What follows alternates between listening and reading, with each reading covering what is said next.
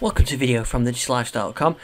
This video is an update on will your PC run Windows 11. I recorded one of these videos last week and things have changed since then. I think I recorded Thursday and things have changed since then on Friday. We've got some more clarity from Microsoft, but it's not all good news.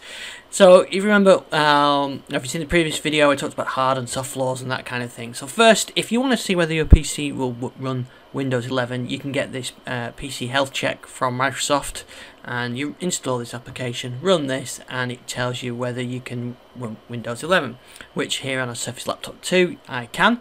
And if I show you a screenshot that I took from my Surface Go, it can.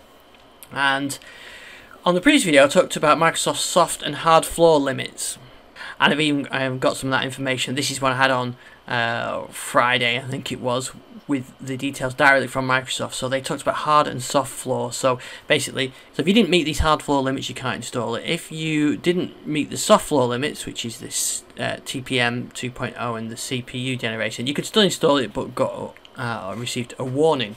Now since then that's changed. Here's the updated page, and you can see now the hard and soft flaw limits have gone, and you're just looking at hardware requirements. And so TPM2, Trusted Platform Module 2, is there. You've got to have that, so you can't run on the older version.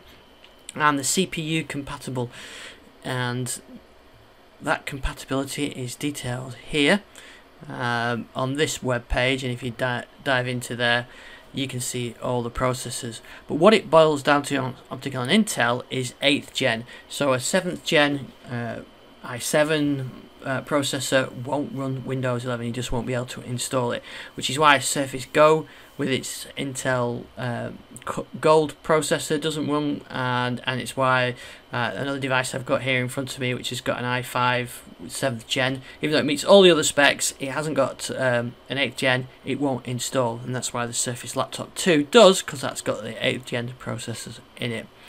So that is why I'm getting that.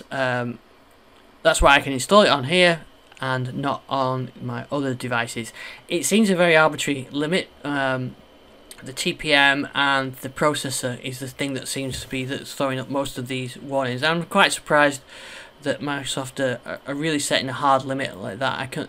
It seemed to make more sense when they would give you a warning, but they've got rid of that now.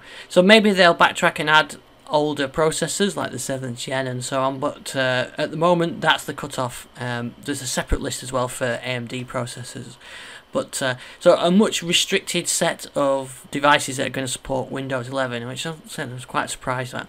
Windows Insider is slightly different. If you're in the Windows Insider program, they are enabling during the development phase some devices to be installed with a warning, but they do say that once the well, they talked about the soft and hard limits, but if you're on a unsupported platform and after the release, then you need to wipe the machine, go back to Windows 10. So quite a bit of confusion caused by Microsoft changing the requirements a couple of days after announcing Windows 11, and I'm expecting this to change again, so we shall see. I'll keep doing an update video when I find out more information, but for now this is the thing to check. Anyway, that's all the information I have for now. I'll do more when we get more information.